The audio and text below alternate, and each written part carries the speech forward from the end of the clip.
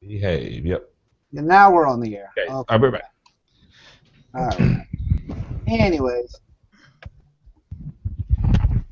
Tom, do you see that Portland is now considered the most atheistic city in America? no, I didn't. I didn't see that. We got you guys beat. I could say honestly, it don't surprise. You know what? Not at all. I thought Los Angeles and San Francisco was the bastion of liberalism. San Francisco for sure, I would have thought. Yeah. Well, I mean, but that's just America's Sodom. Yeah. Is what that is. But you get up there in your area, it's like America's Athens. Yeah. Yeah. No, you're right about that. Yeah, I mean it's more that or a Corinth, type of a thing where you're dealing with, you're just dealing with the world religions, like I said. Yeah, they love everything foreign. Exactly. Cosmopolitan. Exactly. So, anyways, that's the world for us, the world that we live in. Anyways.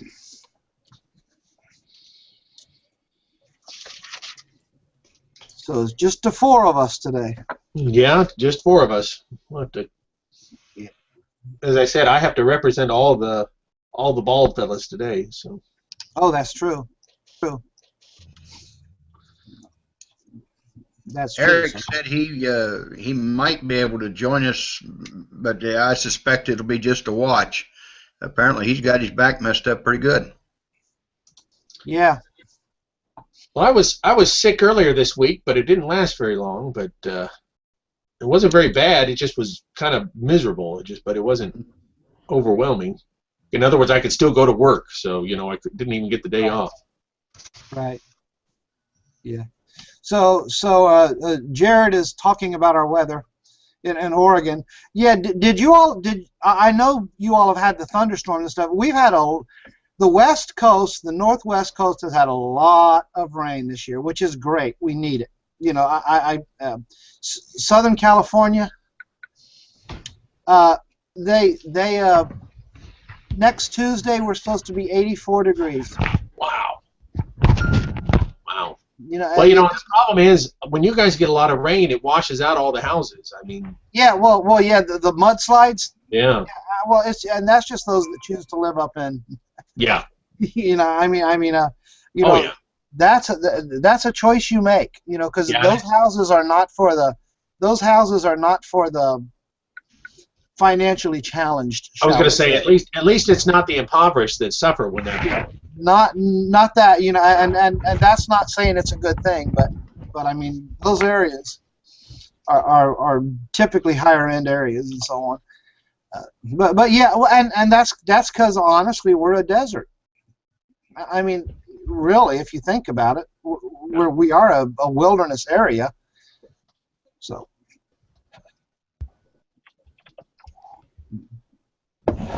anyways, so we're starting in verse 16 today. Yes. 11 and verse 16. I'm reluctant about this section. All right. Why is that? Well, here I'll show you real quick.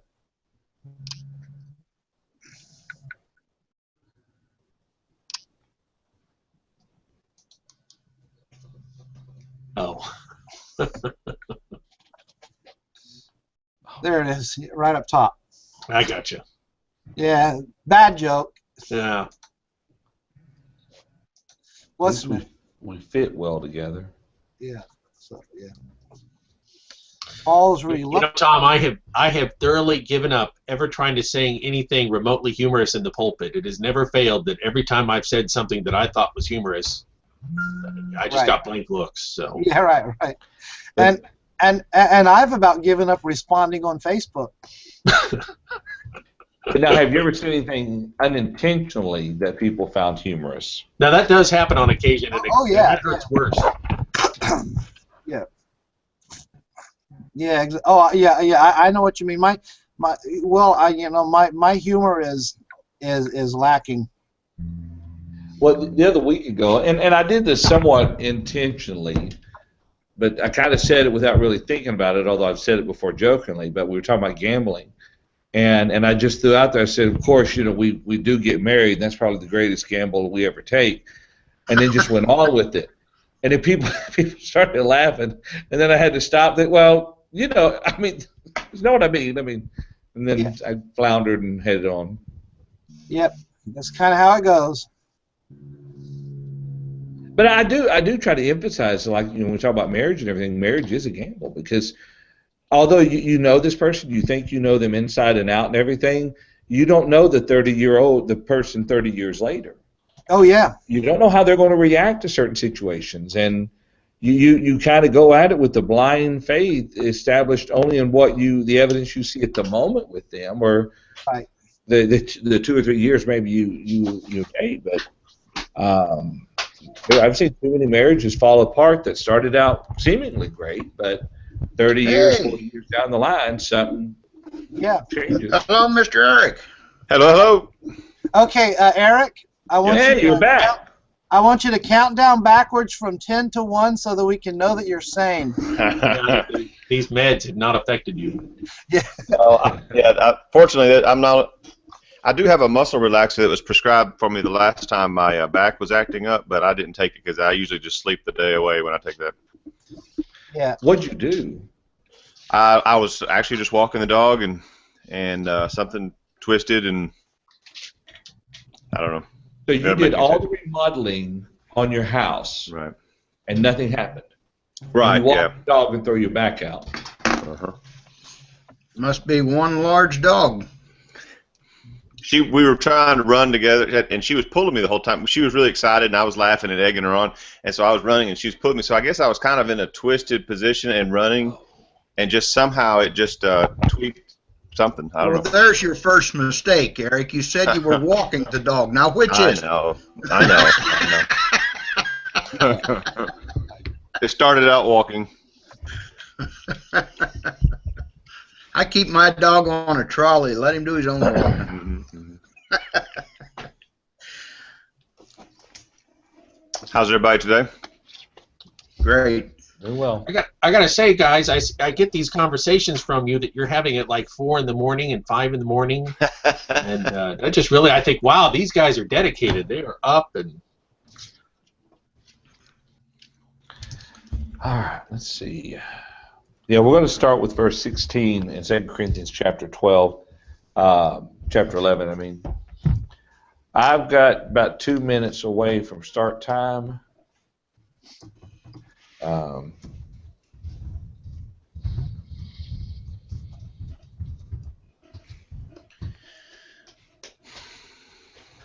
Hey, what let's do. We're going to invite one more person into the study.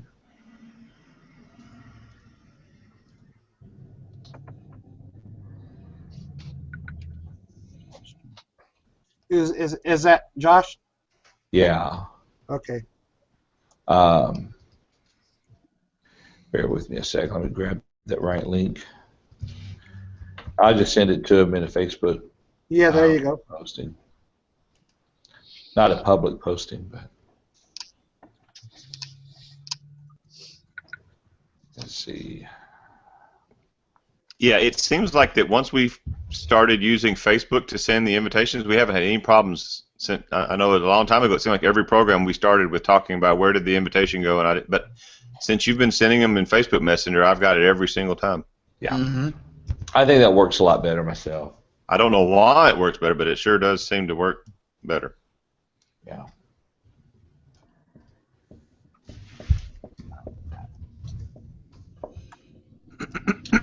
Via Facebook, I see where Josh is doing a lot of good over there in Hawaii. He's had a couple of baptisms, several studies going on. Looks great. Yeah, Daniel? Daniel. Yeah, it seems to be doing some. Yeah. Daniel's a busy little fella. Daniel's not married yet either, so. You know, I say it in way by way of commending him. I don't know the whole story, but I was kind of following his on Facebook when he decided to go out there, and it looked like he had a romantic interest here in the States that he appeared to leave behind, is what it seemed like to me, to go do that. And I thought that was really admirable in a way, for that to be a higher priority, in other words. Yeah. I don't know their relationship, real good friends or what, Oh, okay. Well, maybe I should. Might be. Just don't name her name publicly. I'm not saying. Okay.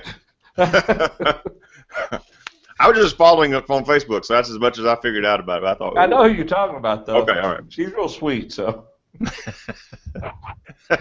I'm causing trouble. Next on the dating. Right. It could be really bad. Let's see. We can edit that part off. That's more than the bucket's going to hurt now, Eric. All this will be cut off here once we Yeah, sometime next month. Is there anything about the remainder of this chapter that we need to kind of talk about real quick before we start?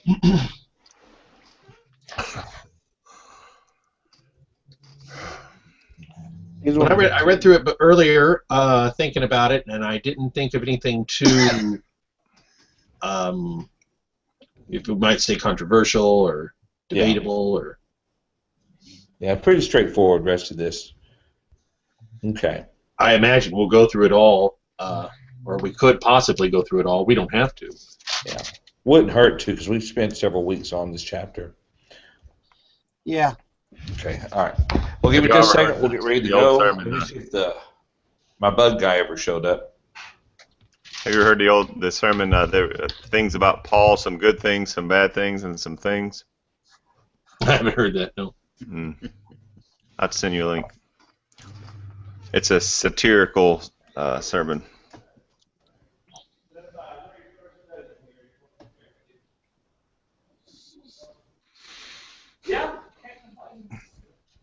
Yeah, I think we need to. I think we need to pin down every instance that Paul is referring to, beginning in verse 26 to the end of the chapter. Well, you know, the interesting thing I've always thought is the shipwreck comment. Yes. This is all before the shipwreck of Acts 27. So. I know. That is amazing. So that fella. I would not want to be in a ship with him. And it makes it all the funnier to me when he's having this conversation with the centurion on board that ship, and he's saying, "Look, fellas, this is not going to go well." They don't listen to him. Yeah. It's like, I've been there before. Right.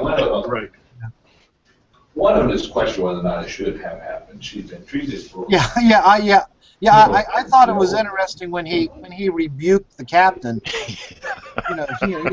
There in chapter 27 or something. Yes. Yes. You should have listened to me. Right. So. Did they have that conversation while they're holding on to some piece of driftwood out?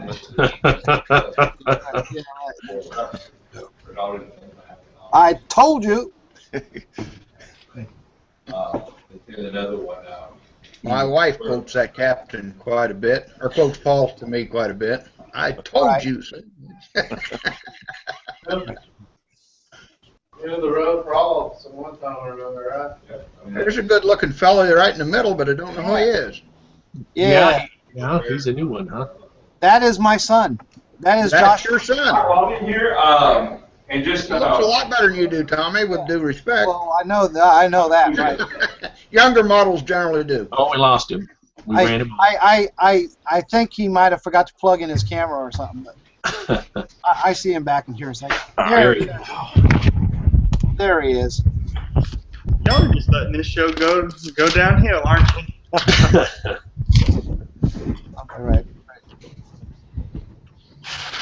Josh, where are you at in Tennessee? Small little town called Wildersville.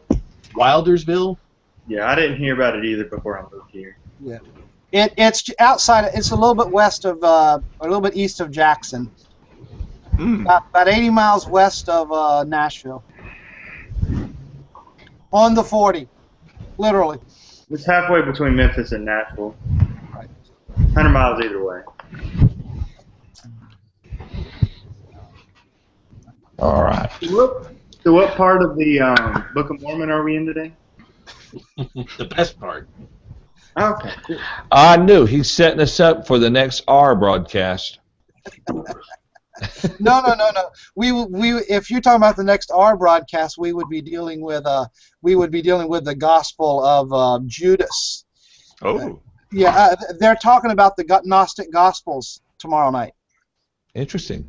That's what they're addressing. So, Okay. and Josh will be on there. You're not running that show, are you? What's that? Well, I'm going to be manning the controls, but that's You are about going it. to be in the control. So, All right. Well, we're going to pick up 2 Corinthians 11, verse 16. And we're going to, Paul's going to continue talking a little more in a very, we're going to say human fashion. He'll use the term carnal, speaking very, very bluntly to them in a very carnal way.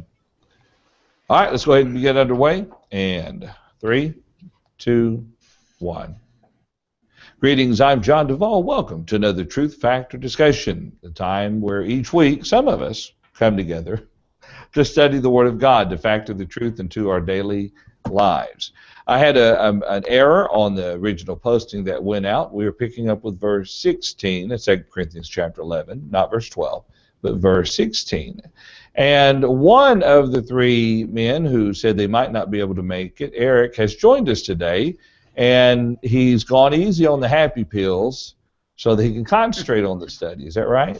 As far as you know. Oh, Eric pulled his back, and so we're glad you're able to join us, Eric. If you need to stand up, stretch, or something, feel free to do that. Thank you. Paul had a prior engagement. One of the members of the congregation there where he preaches and labors with passed away, and so he's doing a funeral today and just wasn't sure if he'd make it back in time. And Wayne, he's just got the regular old sickness, coughing, wheezing, hacking, and stuff like that, so not with us today. But on the upside of that, Josh Thornhill, directly related to Tom Thornhill, being his offspring, has chosen to join us today, and I appreciate that, Josh. You doing all right? Yes, I'm doing all right, although I don't know if it'd be an upside for me being on here, but I'm glad to join you guys today. Well, the way that your camera's angled, we're looking up at you, so that's a good start.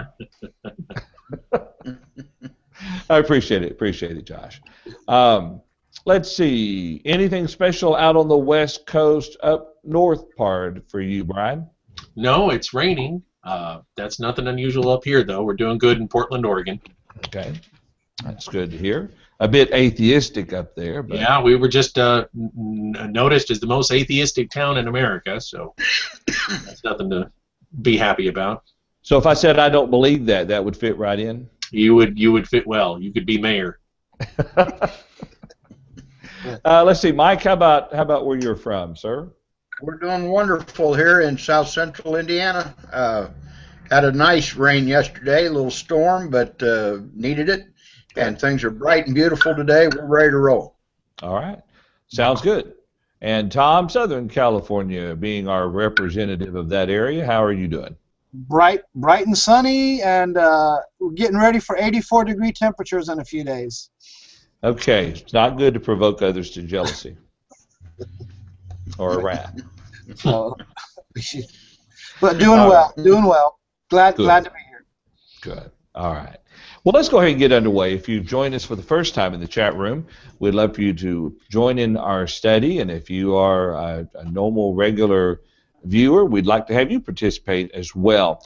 You can sign into the chat room. Probably the easiest way is to click the word guest. Some have luck signing in with their Facebook sign-ons, but give us your name if you would. And if you have any questions or comments, just drop them in the chat room, and we'll monitor that and bring it into our study for today. Now, let's go ahead and begin. We left off last week having completed 2 Corinthians chapter 11 down through verse 15. And again, Paul, we see here, is in defense of his apostleship.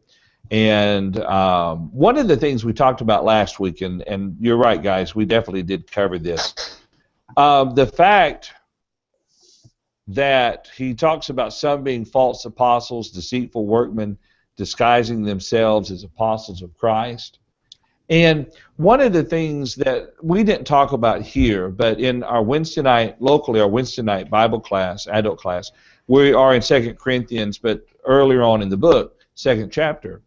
And you know the passage where oftentimes preachers quote that we're not ignorant of his devices. What is interesting in the context there is talking about an unwillingness to forgive, being very specific. The device there that Satan uses to try to get at us. Well, he was trying to hinder the spread of the gospel, and Paul addresses that in the previous verses that we talked about last week. So, any thoughts or comments kind of in review before we pick up with our reading of verse 16? Anything? All right. Let's go ahead and Josh, since you're the guest for today, let me bring the passage up. If you would take a moment and read for us from 1 Corinthians or 2 Corinthians chapter 11, and we're going to read there verses 16 through 21. And what translation are you going to be using? I use the New King James. So. All righty, you are one of our favorite people. All right, I fit in here. All right, hang on just a moment here, and I'm going to get this shared. And whenever you are ready, Josh, if you would read that, please. All right. Here Paul says, I say again, let no one think me a fool.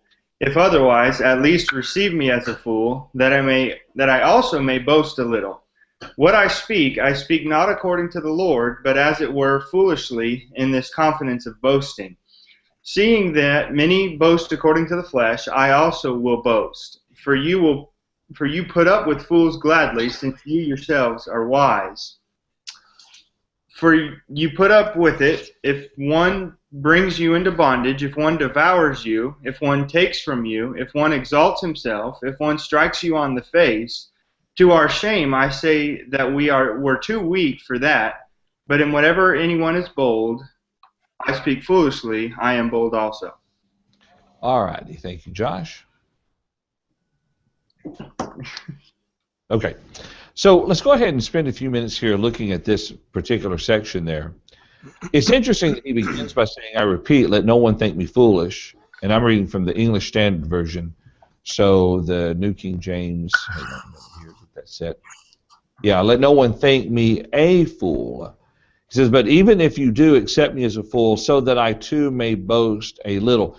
What do you think he means when he says, I repeat, let no one think me foolish? Is he talking about in some of the previous things that he has said in defense of himself?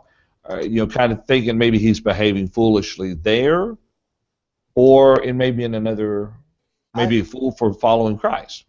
I honestly think I think it's this entire context and the sarcasm. I know there's times when I'm trying to say something, and then you know that the way it's going to come out, it's not going to sound right, and so you just I sense a little bit of frustration that Paul's having to deal with this, and I mean the way he's about to get onto them is, and as he has been doing, is sarcasm. Talking about you're going to put up with error and all those types of things. I mean, I'm certainly he hopes that they're not going to do that. So I just kind of see the frustration, and he's just kind of protecting himself, letting them know that I'm not arrogant in saying these things. It bugs me to have to say this, but this is the best way for me to get my point across. Okay, all right, it's an interesting thought about that. What other comments?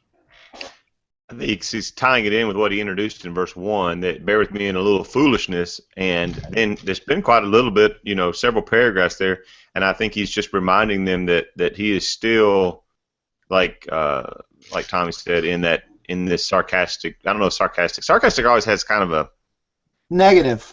Yeah, it's very negative connotation to it, but because we don't mean what we say when we're being sarcastic, right? Right. Typically. Yeah. Or at least we don't mean it the way we're saying it. A lot of times sarcasm we do mean what we're saying in a roundabout way. That's the whole premise of sarcasm. But if I said Tom made a good point, wink. Yeah, exactly. Sorry, it was a good point you made, Tom, a while ago. Yeah, you did too. Thanks. How about you, Brian? Well, one of the things I think about in all of this statement is the old proverb which just says, "Don't answer the fool in his folly," and "Do answer the fool in his folly," which has always been kind of a conundrum of Proverbs, but it really fits well with what Paul is saying because he's applying that principle here by saying, "I'm gonna answer you by the things that you think are important." Yeah. And in doing so, I'm also trying to demonstrate that I don't think they're important, but if they were important, then I would be more important. Yeah. I think that's a good explanation of it. Yeah. He's having to talk on their level to try to get them to understand the point. And here's the thing, if we are right in understanding that they were listening to people who were maligning the Apostle Paul, if the repentant brother from 2 Corinthians chapter 2 is someone that had listened to and maybe even spread the gossip about Paul, we could kind of see him finally trying to get their attention.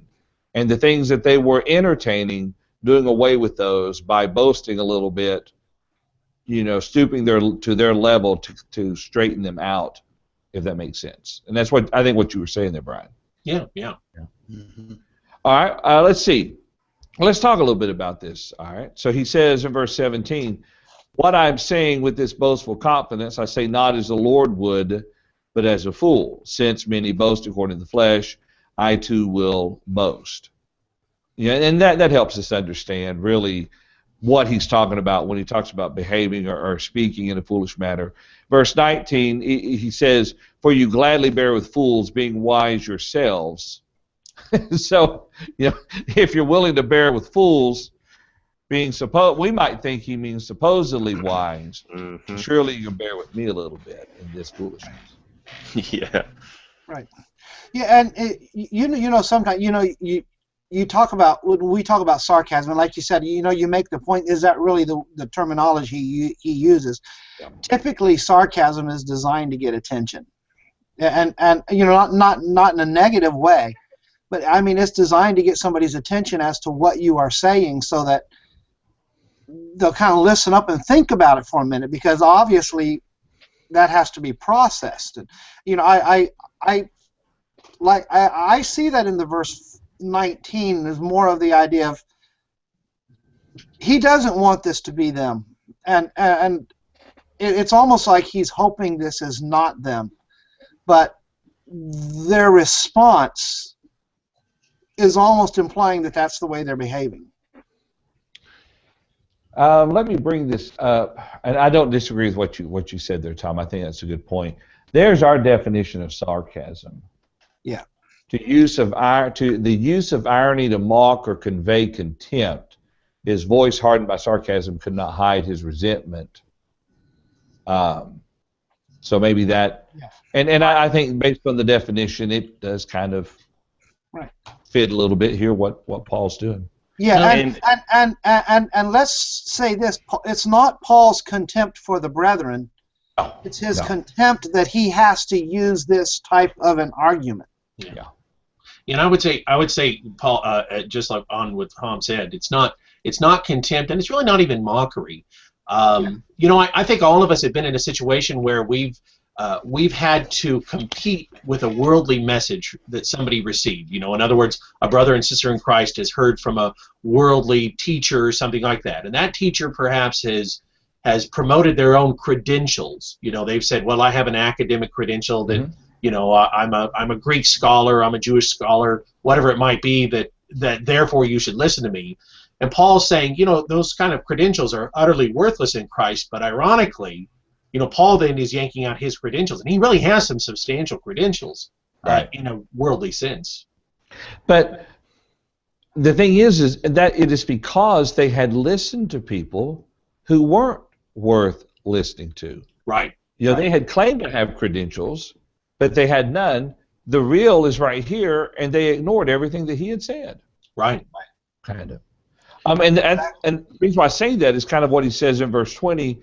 For you bear it if someone makes slaves of you, and he continues, and we'll talk about that, they were bearing with these people, listening to them. It makes me wonder, I often think about Paul's instruction to let your speech be with grace, seasoned with salt, and that when we look at Paul's own example, we see that he's a master of rhetoric, and especially, you think of others like Philemon and others where he's very persuasive and always kind of begins and ends on a compliment and all those sorts of things. But here's something that has a little bite to it. And so whatever speaking with grace seasoned with salt means, it doesn't mean that everything we say must be sweet. There's a place for something perhaps to have an edge and have a little frustration evident. And if this chapter was all that he sent, I don't know that that would be good. But it is in the middle of a context that is going to come back to at the end. I've skipped over to chapter 13 where he says, your restoration is what we pray for.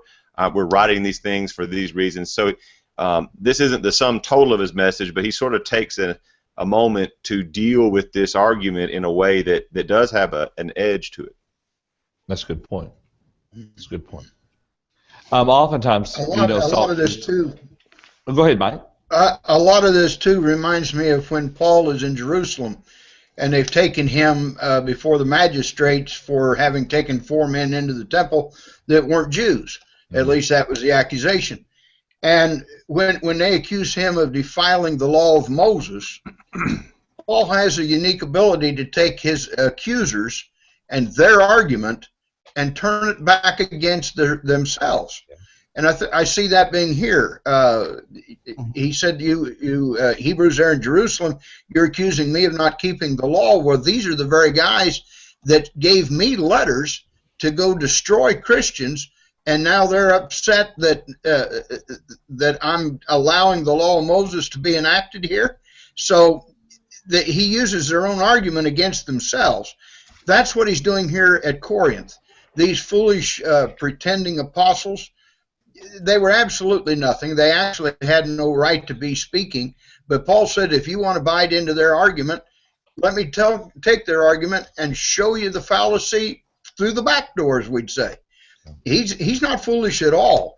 He's just showing them that to go into the habits of boasting on themselves, he says, if you want to boast about the flesh, I'll take you one-on-one. The point is, they can't prove the gospel, and Paul can, and when we get to the end of the chapter, that's what he shows them. Yeah. That's a good point. Good point. Josh, do you have any thoughts or comments? Well, one thing, he was, I'm not good with names here. Brother Michael was pointing out that Paul is not a fool, but being claimed as one. In 1 Corinthians, you remember I'm reminded of what we find in 1 Corinthians chapter 1, where Paul was speaking of the message of the cross is foolishness to those of the world. Although it's not foolishness, and it's that which can save us from our sins, people count it as foolishness. That's true. That's a good point. That's a good thought about that. Maybe two different contexts for the term fool. Mm-hmm. Let me pause for a minute. I think that's a very good point, Josh, now that I think about it. Tom, you do well to listen to what he just said. Did you say so? But you think about it for just a moment. The world looks at what we teach as sheer foolishness. Mm-hmm. Paul's looking at the behavior of the Corinthians as sheer foolishness. And the difference is that the gospel is not foolish, and their behavior was foolish, because they would entertain and listen to some who would bring something contrary to the gospel. So it's kind of tying the connection there. I think it's maybe a good comparison there of those two in the application here. Any other thoughts? Right. All right, now. Go ahead. I was going to say Jared had some comments, and actually kind of difficult. When I say kind of difficult to follow, I think I know the point that he's making. How far back do you want to go, and we can bring those in? Earlier on he made an observation about how the best way to catch a mouse with a mouse trap is to use peanut butter instead of cheese, because if you use cheese, he'll take it and run off with it. If you use peanut butter, he has to stay there. Okay. And the trap's going to get him. And he's using that as an illustration to describe how Satan, he uses peanut butter, in the same way. In other words, he knows exactly what he's doing. And this goes back Okay. to what we were talking about in verse 14, Satan transforming himself into an angel of light. And I think he's making the point that, the foolish talking that's going on here, or Paul with his reluctance as he is speaking these things, and he's saying, let's be careful. I kind of see it as be careful in choosing your words, and when he talks about jumping off a cliff, that is sarcasm. Be careful how you say what you say, Yeah. but yet make your point, which is what Paul is doing. Okay. So, anyways. Alrighty, and he declares from his experience that peanut butter is the best bait. Use. And if I got what Jared was saying, that says something about my twisted mind. No offense, Jared. All right. All right, well, let's continue then a little bit farther here within this text there. He is fearful of them. He says, in verse 19, for you gladly bear with fools, being wise yourselves. Definite, sounding like what we might call sarcasm. And the thing is, maybe it's not sarcasm in that he's maybe accusing them of thinking themselves to be wise. Maybe they had reached a point where they kind of thought they had this all figured out. Paul had gone the wrong way, and we shouldn't be listening to him. And so we are pretty wise. But then, of course, verse 20, he reminds them that if you bear it, for you bear it if someone makes you slaves, devours you, takes advantage of you, or puts on airs, or strikes you in the face. To my shame, I must say, we are too weak for that. Whew. Yeah. Yeah. That's pretty strong. To my shame, I must say, we are too weak for that. The brethren cannot withstand what they are trying to put up with and tolerate. Well, and they had already accused you. They said, his words are strong, but his physical presence is weak, and he's turning that around here to say, yeah, I'm sorry, I guess I was too weak to slap you in the face, like you would put up with that from these false teachers. It's very, very biting. Oh, I never thought about it from that standpoint. Yeah, because it's obvious in their attack of Paul, Mm-hmm. they're also attacking those who are standing behind Paul. So, I mean, whoever these false apostles are, and incidentally, just the very idea that Paul calls them false apostles implies that they think they're wise. So, so you think his phrase, to my shame, I must say, we are too weak for that, is not really commenting upon his not straightening them out or them being ashamed against him because of what they did, but more still starts sarcastically. Yeah. Oh, absolutely. And that's definitely where I see the sarcasm in that. To our shame. Oh, we're too weak to act the way that these brethren are acting. Right. They may be getting their point across. I mean, a bully. Right. A bully can cause people to follow after him out of fear. But that doesn't make them right. And we use that as an illustration. We probably all know of spiritual bullies. I mean, when it comes to this is the way you better believe. And if you don't do this way, then we're going to do what we can to hurt you, destroy you, et cetera, et cetera, et cetera. So I mean, I kind of see it that way. Okay. All right. Any other thoughts or comments about that? So let's kind of pause for a second because he's about to go off and if they're going to choose to believe these false apostles over Paul based on, as was stated earlier by someone here regarding credentials, he's about to share with them his full credentials. Mm-hmm. Behind the authority and what he's gone through. But for us, what do you think might be a factoring point of verses 16 through 21 for Christians today? I think it's very simple, actually, John. As a young preacher, many years ago, there was an older preacher that I was, you know, how we try to impress the guys that have taught us a little bit. Mm-hmm. Well, he showed up unexpectedly in an audience where I was preaching, and you kind of want to lather it up a little bit when your mentor's there. So after this lesson was over, he met me at the door, and I said, sometimes you just kind of feel like you got to take a ball bat in the pulpit to get people to listen. And he very intently looked at me, and he said, if that sharp two-edged sword in your hand doesn't pierce the hearts of your audience, leave the ball bat at home. And I've never forgotten that. I look at Paul as saying this: you've got a lot of people here that you tolerate that are vicious with you, and you're not sharp enough to see the viciousness of their actions. Their words are not going to teach you Christ, but you're listening to them, you're watching them, you're following them because of your actions.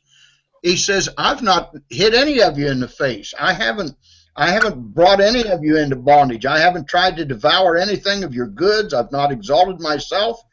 If that's what makes me a powerful preacher, then yes, I'm a weak preacher. But then he turns right around and he says, howbeit, whereinsoever any is bold, and here he says, here I am speaking foolishly again, Yeah. I am bold also.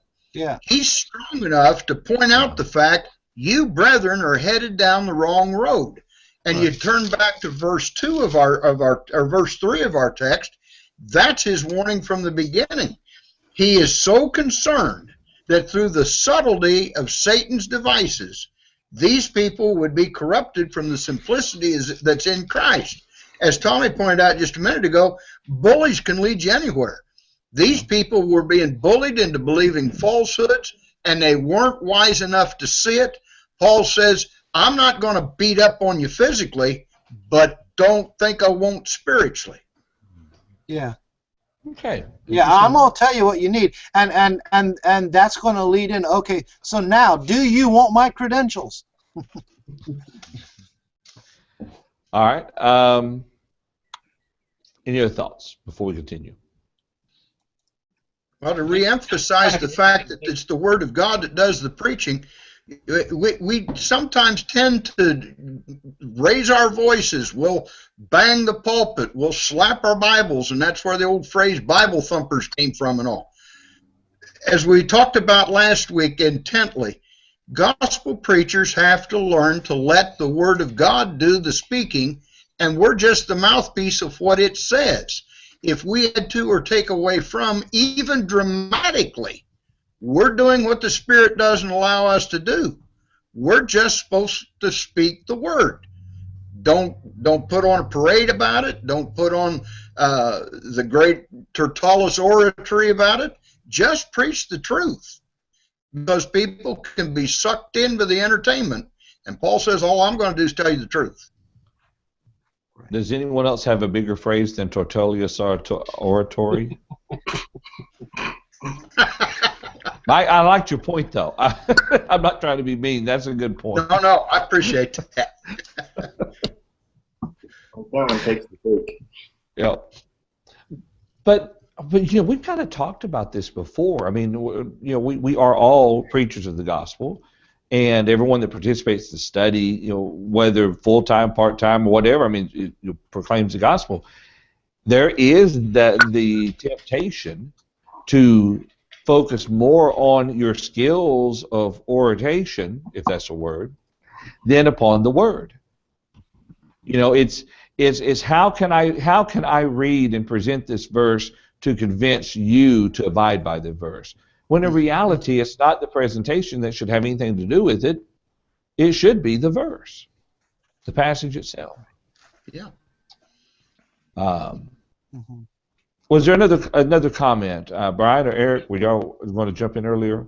It wasn't actually as substantial as what Mike had to say, but I do find it interesting as he describes the idea that these teachers are putting them into bondage, and Paul uses that like with the Galatians as well, that idea of bondage, and I find it fascinating that typically false doctrine does tend to enslave and create burdens that people can't bear, you know, whether it's the the concepts of righteousness or obedience that false doctrines tend to create, tithing, all sorts of burdens that we weren't meant to bear. Yeah, that's a good point. It's also interesting to me that a lot of times the accusation of a cult, is tossed around, and I think a cult would be something that would use these type of tactics, intimidation, bullying, as we've mentioned, to enslave someone. And our only tool with people should be the truth, and telling them what is true, and then they have to decide what they're going to do. But we should never resort to any sort of high pressure tactics to force people to do. And if we do that, we haven't really accomplished anything anyway, I don't think. Well, that kind of opens up to a whole nother discussion. But when you talk about a cult and cult practices and everything, we do have to be careful that we don't take one general principle stated in a verse and connect that to 10,000 thou shalt nots, if that makes sense. Where we end up creating the do's and the don'ts that aren't specifically stated, but based on this one verse. It's kind of like the Pharisees. I remember Brent Hunter, when I was at college, I think it was him, maybe someone else, in illustrating how far the Pharisees had gone in the creation of laws. Supposedly, if you were to spit on the Sabbath day and that spit moved dirt, you were guilty of violating the Sabbath because you worked on the Sabbath. And so the danger is that we might want to create a bunch of lines in the sand that the Bible doesn't draw. Principally, we think they probably should be there, but they're not there, and we end up binding those where the Bible hasn't bound. Yeah. And I see that more in cults because they want to keep people reined in. They want to keep people under control. And it's not our job to keep people under control. That's the Word of God and their heart's responsibility. Right. We teach it. Mm-hmm. If that makes sense. In the same letter, he said in chapter 5, verse 14, "For the love of Christ controls us." So if we're going to be controlled by something, it should be that the love of Christ is what controls. That's what makes us all conform, not some sort of twisting of or high pressure thing, or some manipulation. But instead, it's understanding and loving and submitting freely to His lordship. I wish I'd thought of that verse. It would have ended my comment so brilliantly. I'm kidding. But yes, why I enjoy these studies, because everybody puts in so much, things that one person may not think about at that moment, someone else, there it is. And that's a good comment, a good point, Eric. I appreciate that. Okay. Let's see. Any other thoughts or comments about this, what we've read down through verse 21? Okay. Chat room seems to be pretty quiet. Jared's dropped some thoughts in there. Good comments about having to overcome Satan and the temptations of the devil there. But let's go ahead and take a few minutes and look at the boasting here that Paul kind of has to go into in order to kind of establish, just remind them why they should listen to him. So any other thoughts while I bring this reading up? It'll take me just a second here. And you make the point, just kind of a reminder of why they should listen to him. I just kind of see this more as whoever these religious leaders are, they've tried to present themselves as being something, and Paul is about to show, this is what I have given up. Right. This is what I have endured to bring the gospel to you. This isn't about me drawing attention to myself. It's not about me. We were jokingly talking about before the program. These television preachers that have their own private jets, and sitting there trying to justify the multi-million-dollar health and wealth nonsense that they do. Paul said, "Here, you want my credentials? Here they are." That's right. That's right. So if you ever look up and see a jet fly over with the TF on it, that's not ours. We don't have one. Not yet. Eric, would you mind reading beginning in verse? Not ever. Reading 22 down through verse 27, sir. Okay, sure. I'm reading the English Standard Version. All right. Let me bring that up on the screen for us.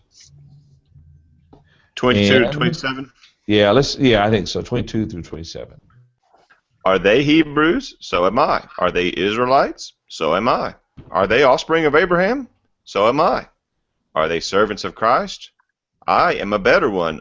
I am talking like a madman. With far greater labors, far more imprisonments, with countless beatings, and often near death. 5 times I received at the hands of the Jews the 40 lashes less one. 3 times I was beaten with rods. Once I was stoned.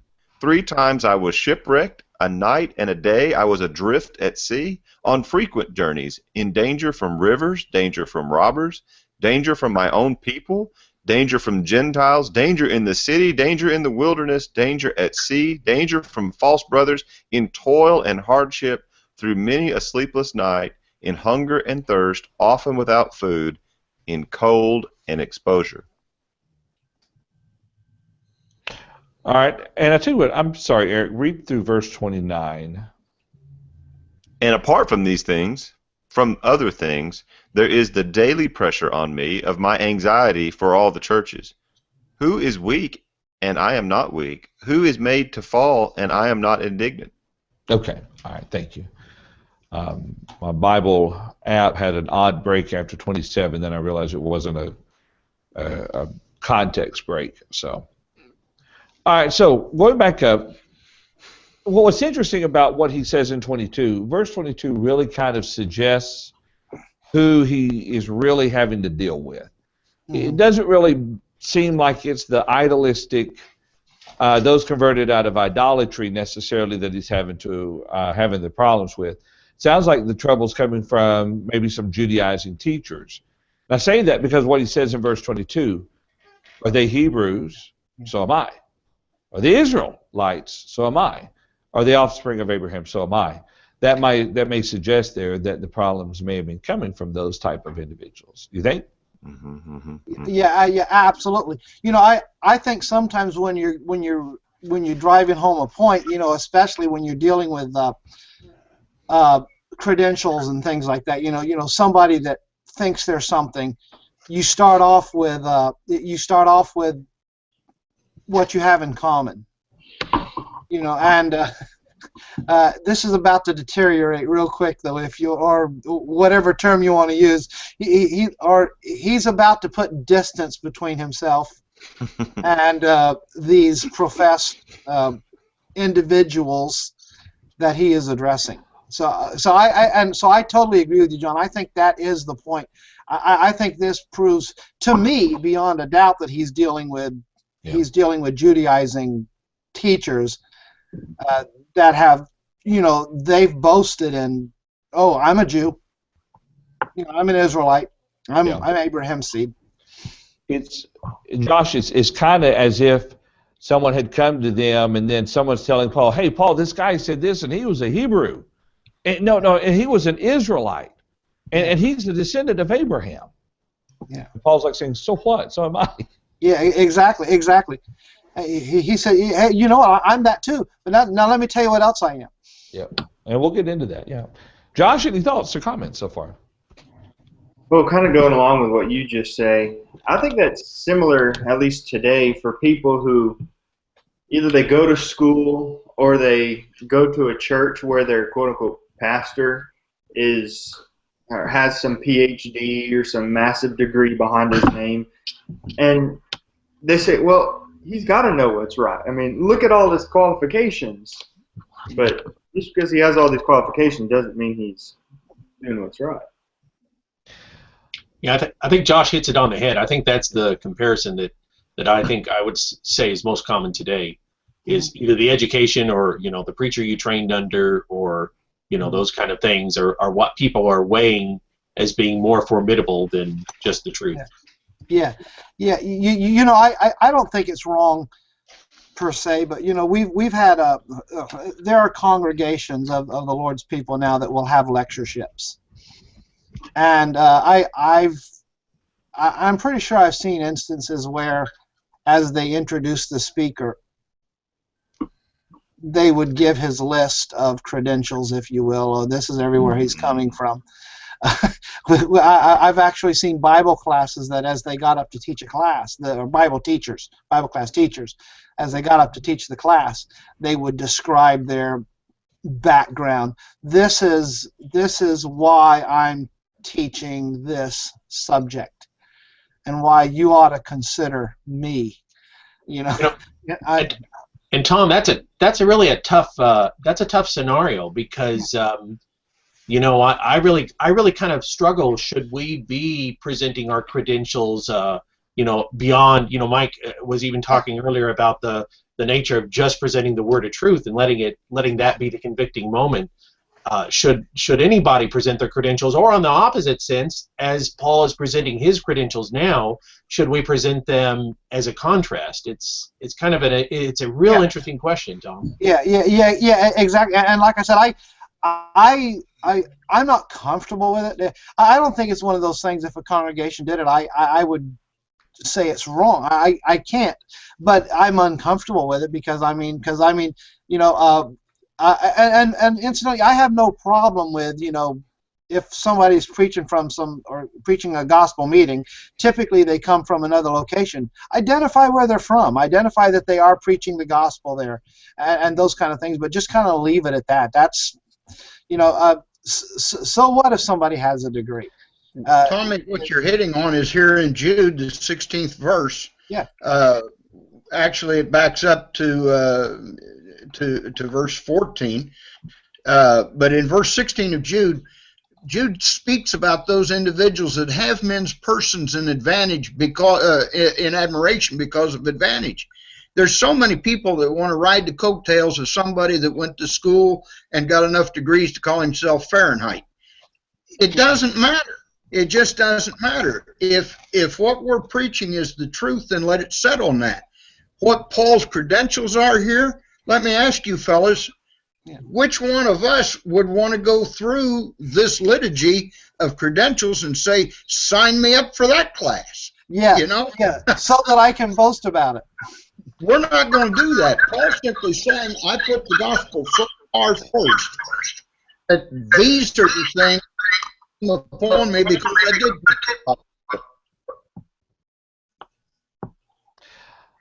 That's a good point. Yeah. Somebody's echoing. Anyways, I think a good illustration of this application for us today. We don't want the title. You know, the problem we have with Reverend, the problem we have with Pastor so-and-so is because of that very thing. I'll jump in here, Tom. I had to mute Josh. His was the source of the echo. Okay. Oh, okay. But he can unmute here in just a second. Right. Let me throw this one thing out. I feel very uncomfortable, Tom, when I hear a preacher being introduced with all the doctors and everything, because I don't have them. Exactly. I'm being a bit facetious here. I'm jealous. I don't have all these things. No, really, I don't mind it so much. Now, I do think before the guest speaker is going to bring a lesson during worship, if we introduce them, there's no need to introduce them with all the credentials, because the credentials aren't used to prove the guy knows what he's talking about. He's the one that's got to prove that through the message itself. And when I hear that Dr. So-and-so is going to be delivering a given lecture on this subject, what comes to my mind is, I bet he knows more than I do. It would be beneficial to me to go hear what he has to say.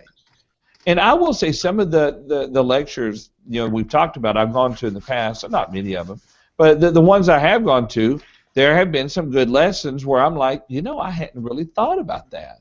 Yeah. There's a reason why Jesus was in the tomb 3 days and not 4 days. Some really good beneficial information. But then to me, it's almost a letdown when you hear someone being presented with all these credentials, and everything he presents is nothing new. I don't know. Right. I think if you're going to have the degree behind it, then show it with the added knowledge that we presume that you have. Yeah, especially if it's being used in the emphasis of a particular subject. And sometimes the reason why credentials would be given, I mean, there may be some type of a topic where if you've got an audience of unbelievers, or, you know, those that are not members of the church, it might be worthwhile to establish some credibility. Say, for example, what is wrong with Islam? You know, and you have somebody that has studied Islam, and they have the credentials that, like you said, you know, they're worthy of being listened to. You know, you gave the example, or evolution.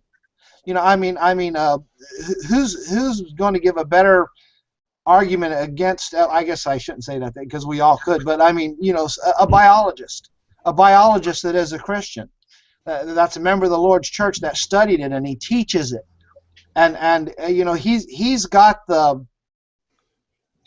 credentials, if you will, but you know, behind him to be able to do it. And incidentally, Paul has the credentials. Yeah.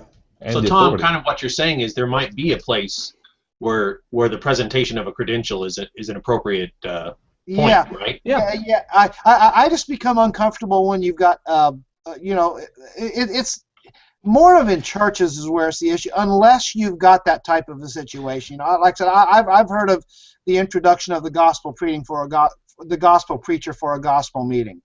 Well, this is how long he's been preaching, and he's been preaching at X number of locations or congregations, et cetera, et cetera. You know, it's not establishing the validity of the point that's being made. Well, and Tom, I think what we're really saying is this: when the intent and purpose of credentials are meant to make their message more accepted, that's when we run into the problem. Weren't one of you a few weeks ago showing an old flyer from an old gospel meeting many years ago, and the preacher was announced as the greatest preacher of his time, or something to that effect? Yeah. That wasn't me, the preacher, but the congregation there. Right. Back in like 1922 or 26. Right. Yeah. Right. It's probably worth noting that, you know, even in these comparisons that we're making to kind of modern credentials, Paul had some of those, and in some occasions he talked about he was educated at the feet of Gamaliel and all that. But this in particular is sort of the opposite of what you would think of credentials. It's things that a lot of people would probably be ashamed of. Being beaten. Yeah. You know, I was stoned. How is that a credential for anything? It wouldn't be, and especially in their world, the things he's listing as credentials are not what man would hold up as saying, look how great I am. It would be something that you would never want anybody to know normally. Right. But in Paul's case, they show the truthfulness of his apostleship. Yeah.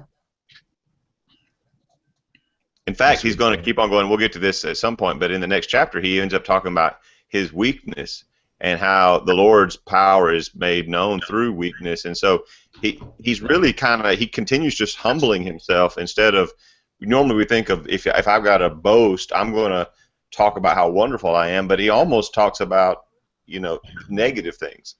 Well, isn't it though, like you know, not disagreeing with you actually. I think you're exactly right, and I think it's something to think about. But I would say we've probably all known evangelists that boast about all the difficulties that they suffer as an evangelist, and it is a boast, and it's not an appropriate one sometimes. Or they complain about. We've even talked about it in the past, complaining about the brethren. Is that a bit of a boast? You know, to talk about how much I've suffered at the brethren's hands. Yeah. Well, and to prove your point, Brian, look at verse 28 of our text here. Beside all these physical abnormalities that Paul suffered to preach the gospel, the greatest thing that happened to him was this constant daily concern, care for all the churches. Look where all he preached. And the truth that he'd given them is what ultimately cost Paul his life. But he still was concerned how much of this truth are they retaining, how much of it are they growing within, how much are they spreading it? And that care obsessed him in more, I guess, physical, mental anguish than all these other physical abnormalities that came upon him because he did travel to preach. Mm-hmm. Right. That's why I think we gospel preachers are very fortunate to work with, well, the way the Lord set it up, we work autonomously. And that's marvelous. It's enough work here. And then if you're like John, you add to that the responsibility of being an elder over that flock. You're going to have sleepless nights, guys. That's just the end of it. Yeah. But you're still not going to end up having these beatings, shipwrecks, peril, starving, nakedness, exposure, and all that kind of thing. At least not in our world. That wouldn't be very common. By the same token, you can't lay that mental anguish when people just don't accept the truth. I will say, though, I can get pretty hungry sometimes there, preaching a sermon. So, oh, sure. Be hungry. Eric, there's a good comment that you commented on in the chat room. Would you like to share that? The user IRP2 said the greatest credential a man can receive prior to his speaking is that he is a, quote, gospel preacher, quote, period.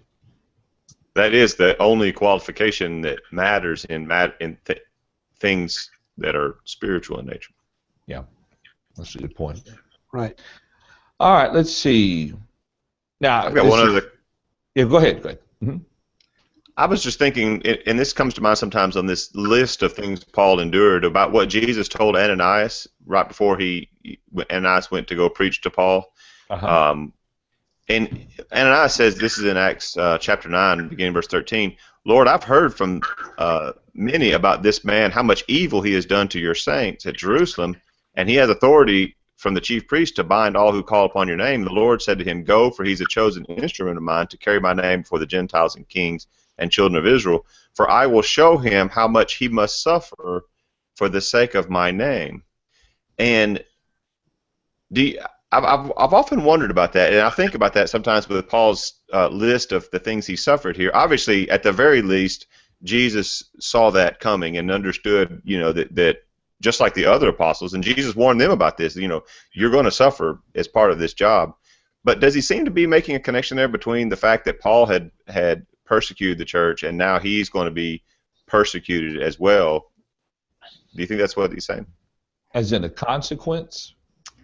I just wonder. I don't know. I don't know. I just wonder if is there a connection there between what Ananias is saying and the fact that Paul had to suffer all these things? I would kind of think that it's a definite cause and effect. I don't think God was telling him, I'm going to punish Paul for what he did. But you think about where Paul was, what Paul turned away from, and what Paul was about to do. Not to mention the robbers and dangers from rivers and so forth. He was going to face some hard times, and I think it's a direct result of him turning away from and turning to. I mean, Peter talks about us suffering for Christ. I mean, just living as a Christian is going to solicit hardship, in a manner of speaking. I mean, just my 3 cents. Any others? Everybody else is muted. Yeah. I was just studying that passage, that very passage, with another brother last week, and we were talking about the very question you brought up. I was kind of curious what everybody else thought, whether or not this was in direct contrast either to, it was a statement to Ananias, and I had kind of thought of it as a statement to Ananias. Ananias is saying, hey, Father, you don't know how bad this guy is, and the Father says, you don't know how bad this guy's going to have it for my sake. That it might have been a contrast more for Ananias. But we also studied, the potential that perhaps Paul would suffer more than any of the other apostles is certainly a potential interpretation of that statement. That's a good point. Yeah. Who had the siren going off in the background? I'm just curious. Oh, you can hear that. Sorry, it's 12 o'clock on Wednesdays. I'm surprised that they do that every Wednesday at 12, so it should be, maybe for some reason it just came through today. Wow. Okay. Ours is on Saturday when they do our test. Yeah. And yesterday we were running tornado watch only yesterday evening, but the weather has passed, so it was just a test. Okay. Let's see. Yeah, Eric is having some vocal challenges due to his bandwidth, but it'll clear up here in just a second. Let's see. Was one other question. And Mike, I think you talked about this earlier, verse 28. And apart from other things, there is the daily pressure on me of my anxiety for all the churches. Yeah, so whatever else he's having to deal with, he's also got to, he's anxious for them as well. And can you hear me now? It's still wobbly. Let's throw it to Eric or Josh for a moment. Josh, got any thoughts or comments about this? Well,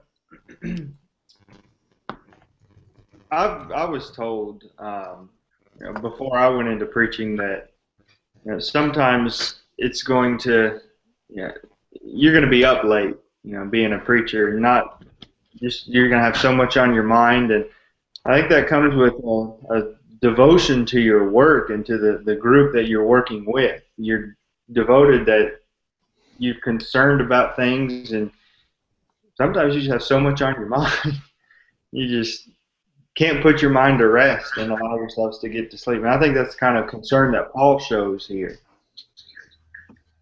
Okay. And I wouldn't disagree with that. I think that's a good point. But an odd question came to mind as you were talking about that, talking about losing sleep. I think about, preachers have to stay up late Saturday night trying to put their Sunday morning sermons together. And then I just wait till Sunday morning. But then I kind of wondered, do we spend too much time preparing our sermons? Now, what I mean by I'm kind of speaking a bit facetiously, but you compare preachers during Paul's day to our time, we've got so much more accessible with the printed word. Maybe we can go much deeper. I don't know. I just think about the time spent in sermons compared to maybe the time that Timothy and Titus would have spent. We have no way of knowing, but it's an interesting Nobody's ever accused my preaching of having too much information. Right. No one said, Mike, or Brian, you spent too much time on that sermon? That's right. They didn't. I don't hear that a lot. Yeah, exactly.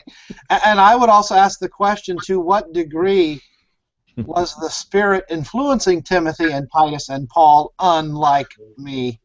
I have to search to find the influence of the Spirit. Yeah. Well, but go ahead, Brian. I'm sorry. I was just going to say, going back to what Josh had said, I've often said that verse 28, above everything else you suffer, there's a lot of anxiety and a lot of stress to that work, the work that really, I've told my wife many times, I recognize right off the top I don't have a very strenuous job, and yet, sometimes I just feel worn out because of all the worries or the concerns you have about things. Oh, yeah. Well, and Eric brings up a good point in our private chat here about the difference between Paul saying, be anxious for nothing, and then his admission that he's got this daily anxiety. Well, I don't know if I can really explain that difference or that contrast to you, Eric, and the rest of you, but it's obvious that we're working with souls. I think of President Garfield. The statement was made of him, I can't verify it, but it's made of him, that he made the statement he stepped down to accept the office of presidency of the United States, saying that because he'd been an elder in the Lord's church. And I don't about whether it was the Church of Christ or Disciples of Christ, I don't know. But be that as it may, the fact is there is no greater responsibility than guiding the soul of mankind. We do it in preaching. Elders do it, certainly. Being anxious for that, I believe in this context, simply means Paul agonizes as to how he can continue making sure these people don't depart from the faith. And he can't do it for them. He has to encourage them to do it for themselves. Where on the other hand, when he writes, I believe it's to Philippi, be anxious for nothing, he's simply saying, don't you guys get worried over things that you can't change anyway. Concern yourself with the Spirit. Concern yourself with the truth and grow in it. Right. Yeah. Yeah. And you know, Paul could not have a video chat with Corinth while he was in Ephesus. I mean, which drives home the point Michael is making there. I mean, we've got examples of his apprehension for these congregations. Here, he's helped start these congregations, and at times he's had to leave before he wanted to leave, and he's just concerned about them. And I think we are today too, and it's not for the sake of our jobs. It's for the sake that we honestly, sincerely, and fervently want people to go to heaven. We can't do that for them. Yeah. And yet, look how much time and effort we generously and willingly put in to finding lessons, practicing them, and trying to figure out just exactly how to preach to these people to cut to their heart. And that comes back to the thing we said an hour ago. We've got to let the Word do the preaching instead of critiquing it, analyzing it, beautifying it with our own language. Let the Word speak for itself. Put it there and let that do the cutting to the heart. Okay. All right, I think with that, I think that would be a good statement to close on. We're not quite through the remainder of the chapter yet, but we could continue this next week with verse 29. Any thoughts or comments about that? Y'all think it'd be a good stopping point? Mm-hmm. Yes. Okay. All right, let's plan to do that then. Pick up next Wednesday with verse 29 of 2 Corinthians chapter 11. Any other final thoughts? Let's start with you, Brian. Yeah, I was thinking of the book written by the denominational writer Lee Strobel, Case for Faith. He talked about one of the things that motivated him to believe the veracity of the testimony of the Scriptures is that the people that experienced it were willing to suffer so much because they believed it true. And his point was that to go through all these terrible things for something that if they really didn't believe it to be true would be ridiculous.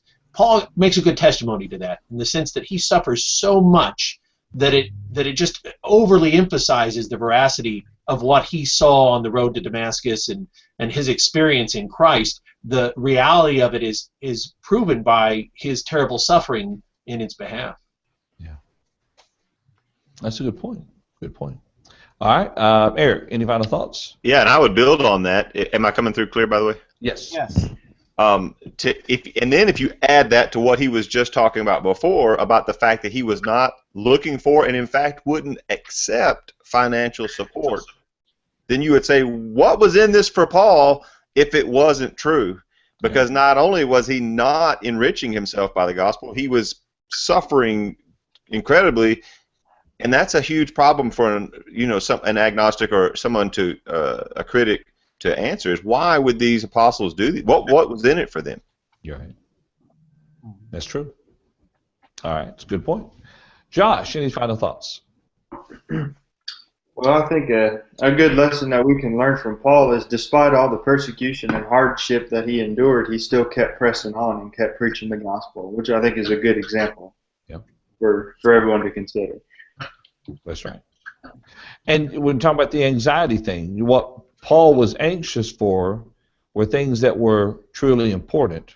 Mm-hmm. And the things that were unimportant, he wasn't anxious regarding, and therefore it didn't affect his faith and service to God.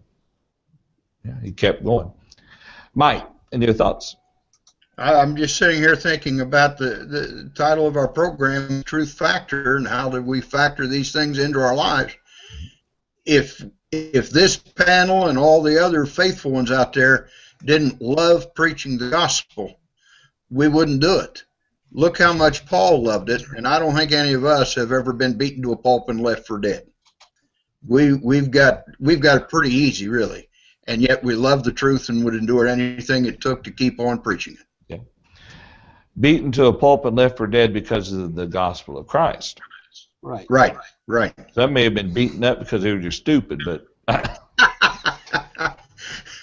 but you're right. Tom, any other thoughts? Yeah. Now, great thoughts. I've appreciated the discussion. One of the observations that was made fairly early on, and Michael was just emphasizing it a little bit, is we will not face what Paul has had to face. And I would add to that the word yet. Because I mean, sadly, we are living in a time, and if you talk about factoring the truth and our preparation, we may not go through these specific types of things, but we are facing difficult times in the future unless things change, where our faith is going to be physically challenged. Oh yeah. And it's going to start coming with a cost. And so we just need to prepare for it, and we need to use this as an example to stand for what's right. Prepare today to be stronger tomorrow, so we don't fail the day after that. Exactly. Okay. All righty. Well, we appreciate everyone joining us for the study today, gentlemen. As always, it's wonderful to be here and to have this study with you. And for those who have joined us in the chat room, thank you so much for your patience and your interest in these spiritual matters. Thank you so much. Well, let's go ahead and pull the study to a close. I'm going to have Eric do the stand-in for the Apostle Paul. For Paul Adams. Sorry, Paul. Bald-headed. And Brian will have you on the mountaintop as well. Oh, what a way to close the study. Lord willing, we'll continue our study next Wednesday. We'll be picking up in 2 Corinthians chapter 11, verse 29. That's next Wednesday at 11 o'clock a.m. Central Time. High noon on the East Coast. 9 a.m. on the West Coast. 10 a.m. Mountain Standard Time. Right here at live.truthfactor.com. Have a wonderful week. We didn't get Ethiopia.